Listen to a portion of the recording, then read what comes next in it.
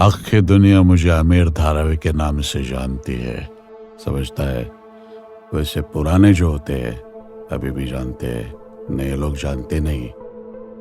इस दुनिया में 3 किस्म के लोग होते हैं, एक चूतिया, दूसरा हरामी और तीसरा शाना। पर्दे के सामने खेलने वाले चूतिए होते हैं या तो हरामी होते हैं। पर्दे के पीछे बैठने वाला हमेशा शाना होता है। मैं वो इंसान हूँ जिसे सारी दुनिया आमिर धारावी के नाम से जानती है। जानता है ना, शक्ल उम्र के साथ बदल जाती है लेकिन फितरत नहीं बदलती। याद रखना, 3 इंसान को अक्खा लाइफ में नहीं भूलने का। एक जो बुराई में अपना साथ दे, दूसरा जो बुराई में पीठ दिखाए और तीसरा जो अपने को बुराई में डाले। उस जमाने में लोग अमिताभ बच्चन की फिल्में देखकर उसके फैन हो गए थे और सभी नौजवानों को एंग्री यंग मैन बनने का नशा सा चढ़ गया था। उनके पास पैसे कमाने के लिए 2 ही रास्ते थे।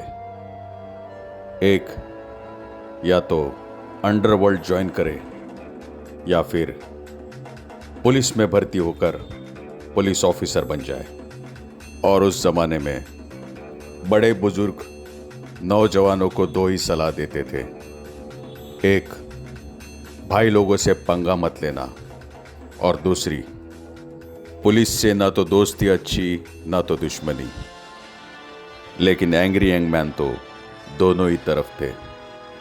जिन नौजवानों ने अंडरवर्ल्ड ज्वाइन किया वो गैंगस्टर बन गया, और जिस नौजवान ने पुलिस फोर्स ज्वाइन की वो एनकाउंटर स्पेशलिस्ट बन गया।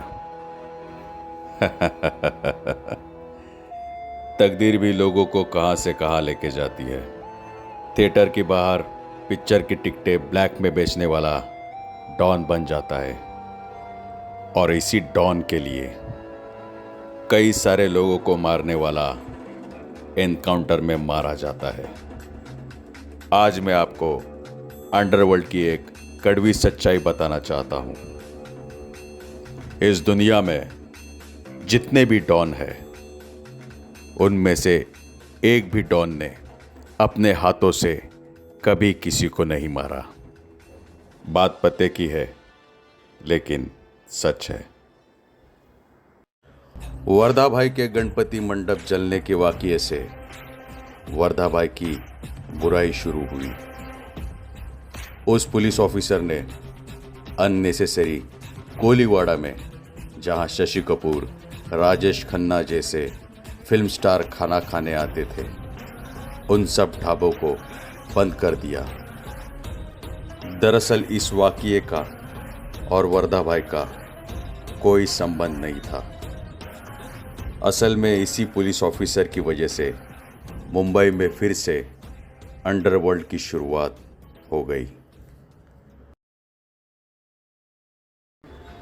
एक दिन समीर शाह और उसका दोस्त रात को कोलीवाड़ा में घूमने निकले थे।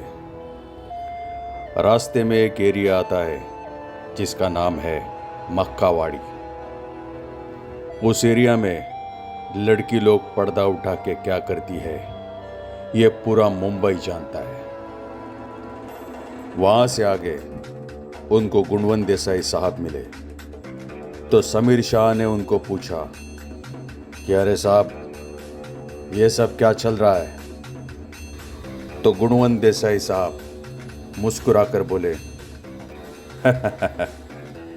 अच्छा सवाल पूछा तुमने, तो सुन, अगर ये नहीं चलाना तो लोगों की माँ और बेटियां रोड पर खुलेआम देर रात तक नहीं घूम सकती है, जो आज हम सब देख रहे हैं। कि अगर ये पर्दा उठाने का काम बंद हुआ तो शहर में क्या हो सकता है। और उस जमाने में रोड पर खुलेआम मटके के धंधे चलते थे।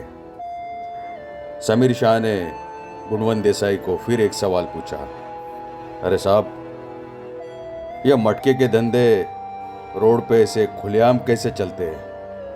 पुलिस कुछ करती नहीं है? जवाब में गुणवंत देसाई ने बोला, मटके का धंधा करने वाले को यह पता है कि अगर कोई लफड़ा हुआ तो उसका धंधा बंद। और दूसरी पते की बात यह है कि साल के 365 दिनों में से 360 दिन उनके और 5 दिन हम पुलिस वालों के। उन 5 दिनों में तोड़ फोड़ करके रेड मारते हैं ताकि उनको ये मालूम रहे कि शहर में पुलिस है।